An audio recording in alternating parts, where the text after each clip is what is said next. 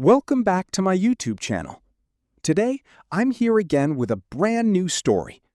Enjoy the story, and don't forget to share your valuable thoughts in the comments. What if one of the most terrifying mysteries in American history was hidden inside an ordinary farmhouse for decades, while an entire town pretended nothing was wrong? What if in the year 1830, deep in the forests of rural America, a family vanished so completely that not even their names were spoken again? And what investigators found inside their abandoned home would become one of the strangest unsolved cases of the 19th century. This is not fiction. This is the disturbing mystery of the Hollow Creek House. In the autumn of 1830, in the remote frontier region of what is now western Pennsylvania, a small settlement known as Hollow Creek existed far from the growing cities of the young United States. It was a quiet place surrounded by endless forests, muddy trails, and mountains wrapped in fog almost every morning. Only a few dozen families lived there. Most were farmers, hunters, or woodworkers trying to build a life in harsh conditions. Among them was the Mercer family. Thomas Mercer was known as a hard-working but private man in his early 40s. He lived with his wife Eleanor and their 3 children inside a modest wooden farmhouse built near the edge of the woods. Neighbors described Eleanor as unusually intelligent for the time. She could read, write, and kept detailed journals, something rare for many frontier women of that era. Their children, Samuel, Rose, and little Henry, were often seen helping around the farm. By all accounts, the family lived an ordinary life until October 17, 1830. That morning, a neighboring farmer named Caleb Dunn walked toward the Mercer property after noticing something strange. No smoke was rising from their chimney. That alone was unusual. In frontier America, especially in cold autumn weather, household fires were kept burning almost constantly. But what bothered Caleb more was the silence. No animals, no children, no sounds of movement. As he approached the farmhouse, he found the front door slightly open. At first, he assumed Thomas had gone hunting, but stepping inside, Caleb immediately sensed that something was terribly wrong. The kitchen table was still set with breakfast. Bread sat half-cut beside a knife. A bowl had fallen to the floor and shattered, but no one had cleaned it. A kettle remained hanging above a cold fireplace. It looked as though the family had vanished in the middle of an ordinary morning. No signs of struggle, no blood, no packed belongings. Their coats remained hanging by the door. Boots were still near the entrance. Even stranger, all 5 beds upstairs appeared slept in, as if everyone had gone to bed normally the night before, and then simply ceased to exist. Word spread quickly through Hollow Creek. Within hours, townspeople searched the nearby woods. They checked riverbanks, hunting paths, abandoned sheds, and neighboring settlements. Nothing. No footprints, no wagon tracks, no bodies, no clues. It was as though the Mercer family had dissolved into thin air. But the true horror began 3 days later. A local constable named William Harker was sent from a nearby township to investigate. Unlike the townspeople, Harker approached the house methodically. He inspected every room carefully. Nothing obvious stood out until he entered Eleanor Mercer's writing room. There, hidden behind a loose wall panel near a bookshelf, he discovered a narrow compartment built directly into the wall. Inside were several leather-bound journals. all written by Eleanor. At first, Harker believed the journals might explain where the family had gone. Instead, they revealed something far more disturbing. The early entries were ordinary: weather observations, household expenses, religious reflections, descriptions of daily frontier life. But as the months progressed, the writing changed. Eleanor began documenting strange events occurring around the property. She wrote about hearing footsteps outside her bedroom window at impossible hours. Not one set, many, too many to count. Yet whenever Thomas checked outside, no one was there. She described livestock becoming agitated for no reason, dogs barking into the darkness, then suddenly whining and hiding, chickens refusing to enter their coop. One entry, dated June 23, 1830, read, "The woods no longer sound natural. There are spaces where even insects refuse to sing." Another entry from July stated, "Samuel says he saw a man standing between the trees at dawn. He did not move for nearly an hour." Thomas reportedly searched the area with a rifle. No footprints were found. By August, Eleanor's writing became increasingly frantic. She wrote of recurring knocks beneath the floorboards at night. 3 knocks, always 3, sometimes from the kitchen, sometimes directly beneath their bed. Thomas initially dismissed it as settling wood, until he heard it himself. According to Eleanor, after that night, Thomas became convinced someone was entering the house. Yet every lock remained intact. Then came the final entries. These were written only days before the family disappeared. The handwriting had become shaky and uneven. Ink stains covered parts of the pages. One passage read, "It is no longer outside." Another, "Rose says the woman stands at the foot of her bed." No explanation followed, just that single sentence. But the most chilling entry was the last, dated October 16, 1830, the night before the disappearance. It read, "Thomas has agreed we must leave before sunrise. We waited too long. It knows the children now." That was all. No signature, no continuation, no final page. The journals ended there. Constable Harker immediately expanded the search radius. If the family had planned to leave before sunrise, perhaps they had attempted escape. Search teams followed trails leading away from the house. After nearly 2 days, one discovery terrified the settlement. About half a mile north of the Mercer property, searchers found a line of footprints in soft mud near the woods. 5 barefoot tracks, 2 adult, 3 child, all heading deeper into dense forest. This made no sense. Their boots had been left inside the house. Why would an entire family leave barefoot in freezing autumn temperatures? But it became stranger. The tracks abruptly stopped, not faded, not scattered, stopped, as if all 5 individuals had been lifted straight upward from the earth. Searchers found no continuation, no return prints, no animal disturbance, nothing. This discovery caused panic. Many locals became convinced supernatural forces were involved. Some claimed the Mercer land was built atop native burial grounds. Others insisted an old settler had once disappeared on the same property decades earlier. Stories multiplied, fear spread rapidly.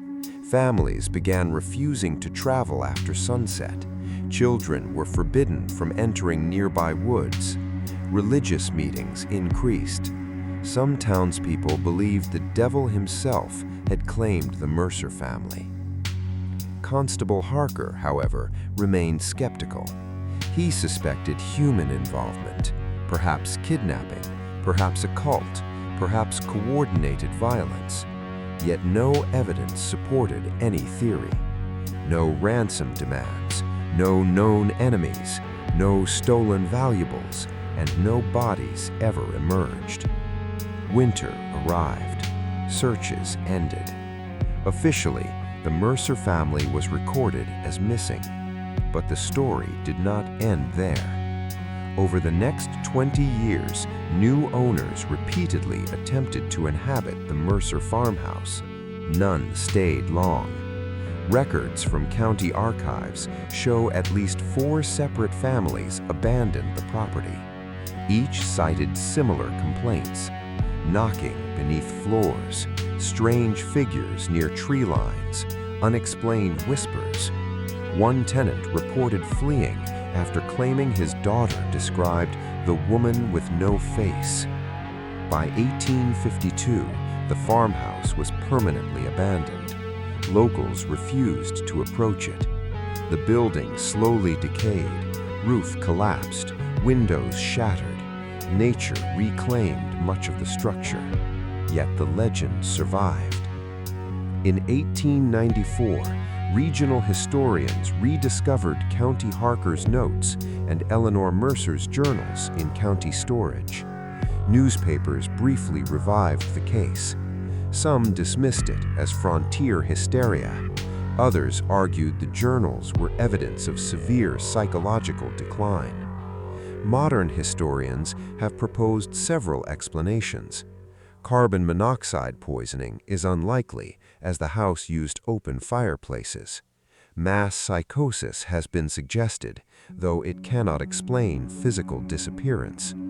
Criminal abduction remains possible, but the halted footprints remain one of the case's greatest anomalies. Some theorists believe the Mercer family voluntarily vanished and staged their disappearance. Yet this seems improbable. Families in 1830 could not easily disappear unnoticed without money, horses, supplies, or community support, and none were missing. Today, little remains of Hollow Creek itself. The settlement dissolved as industrialization shifted populations elsewhere. Maps from the late 1800s no longer list it. The Mercer property location is believed lost to overgrown forest and private land changes. But Eleanor Mercer's journals still survive in fragments.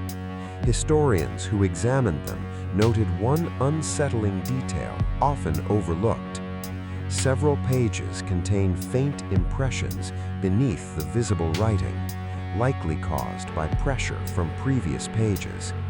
When enhanced decades later, one nearly invisible phrase appeared repeated multiple times. Not in Eleanor's normal handwriting, just 3 words, over and over: "Do not follow." Who wrote it remains unknown. Whether it was Eleanor, one of the children, or someone else entirely has never been determined. To this day, no confirmed explanation exists for what happened to the Mercer family in October of 1830. No graves, no descendants, no resolution.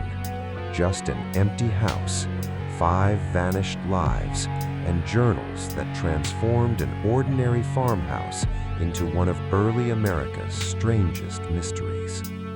Perhaps there is a logical explanation lost to history. Or perhaps some places carry secrets that refuse to remain buried. And maybe the Mercer family learned that truth one night too late. Because sometimes the scariest mysteries are not the ones with monsters, but the ones where real people simply disappear and leave behind questions no one can answer.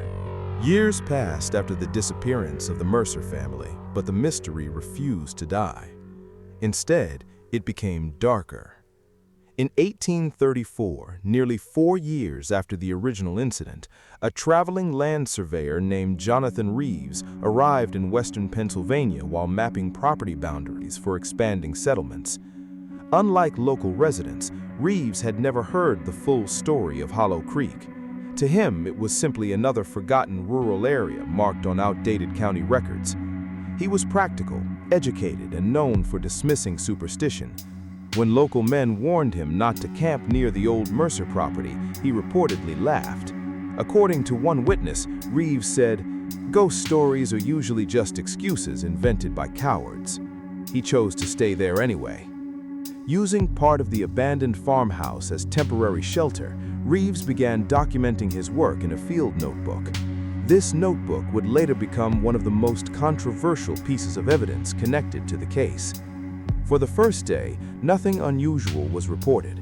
Reeves measured land, marked tree lines, and prepared revised maps. He even wrote positively about the structure, noting that although damaged, the farmhouse was remarkably sound for its age. But on the second night, his writings changed. The entry dated September 11, 1834, stated, "Strange noises beneath flooring, possibly rodents, though pattern is irregular." A later entry from the same page read, "3 knocks again, not random."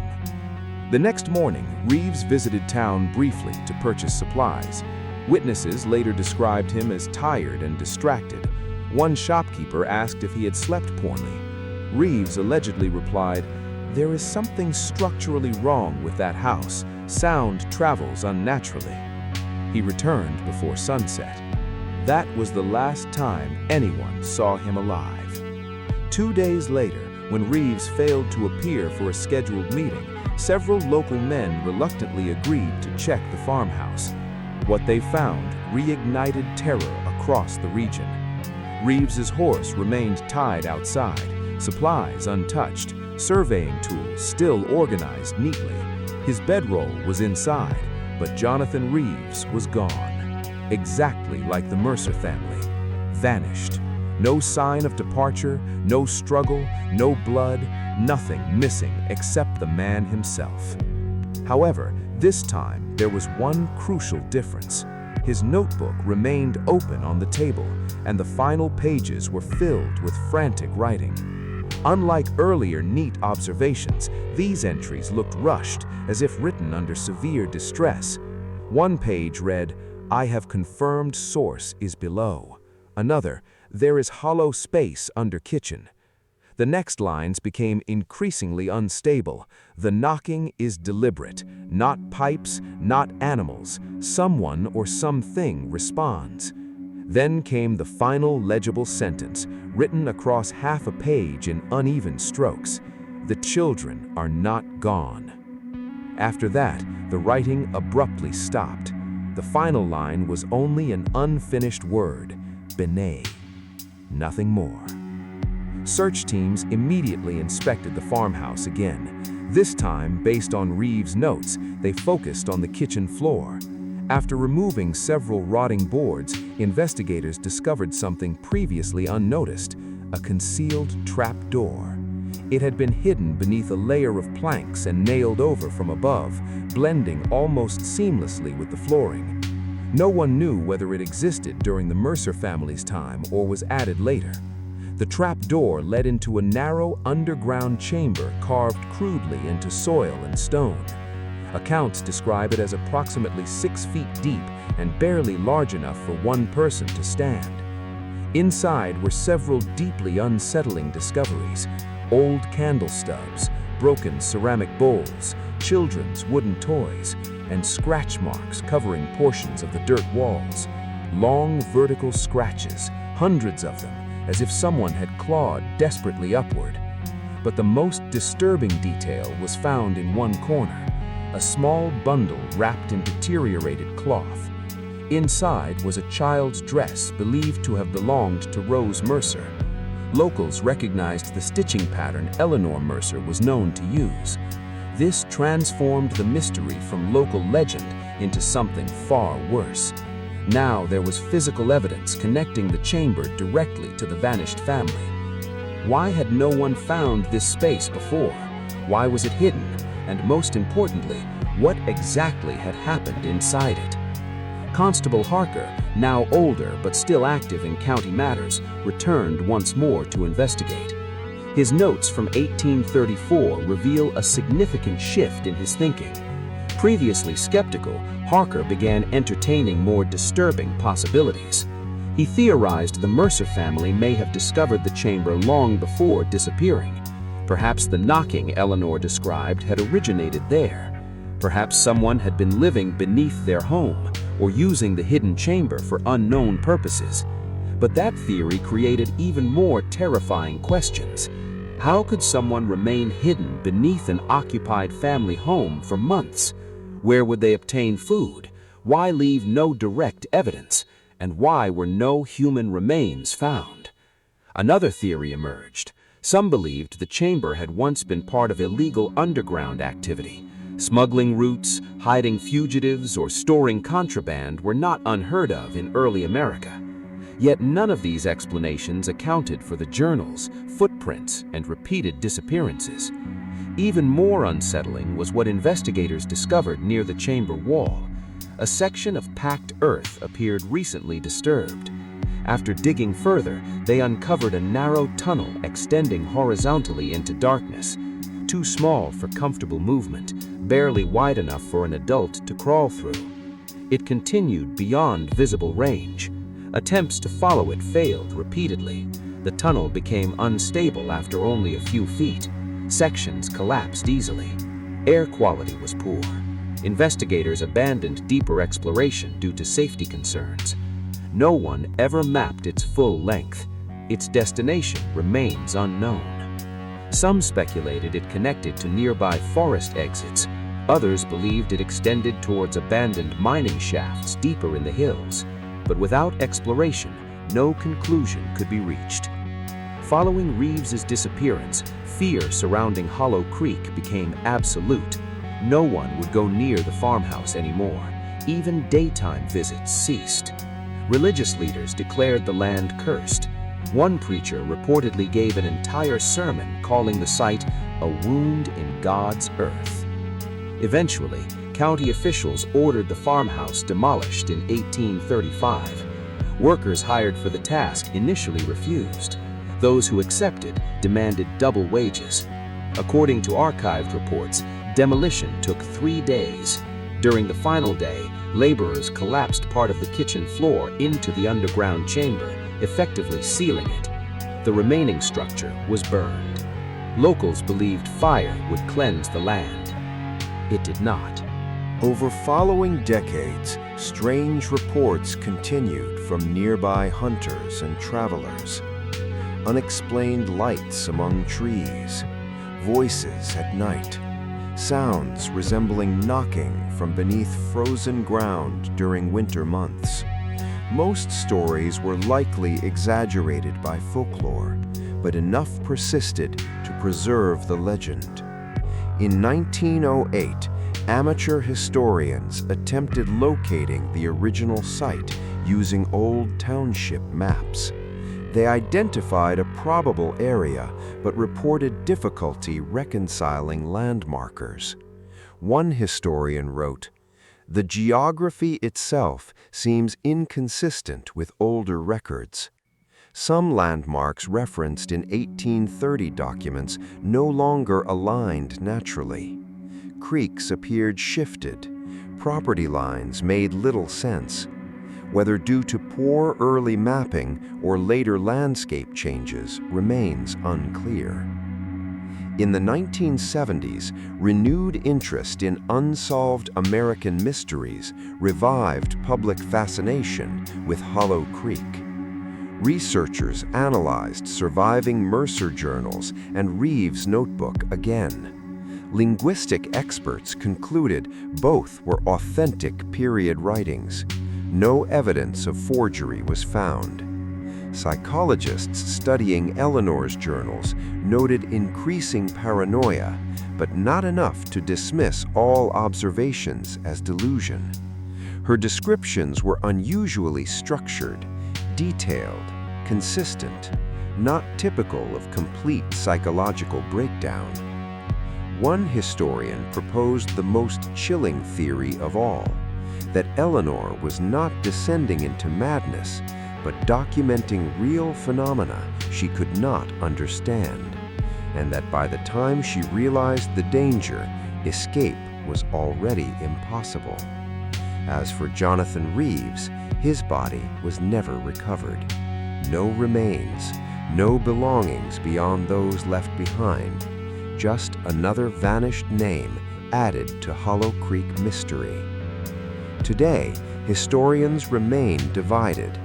Was this an elaborate criminal operation hidden beneath a remote farmhouse? A case of mass disappearance complicated by folklore? A now lost network of underground passages used for sinister purposes? Or something stranger? No one knows. But one detail still unsettles researchers. During restoration of county archives in 1998, a folded loose page was found tucked inside Reeves' notebook. Previously unnoticed, the handwriting matched his own, likely written shortly before disappearance. Unlike his observational notes, this message appeared personal, almost like a warning. It contained only one paragraph, no date, no signature, just this: "If this record is found, do not disturb the earth beneath that place. Some boundaries exist for reasons not yet understood.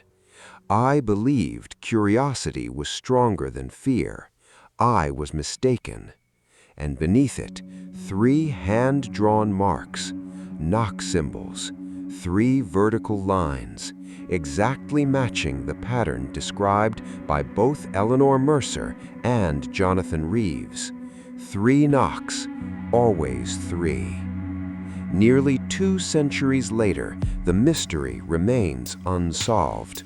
No verified explanation, no recovered victims, no mapped tunnel system, only fragments of journals, local legends, and vanished lives tied to one forgotten farmhouse in early America. And somewhere beneath lost Pennsylvania soil, whatever caused the Mercer family to disappear may still remain buried, waiting, quiet, patient, listening for the next knock.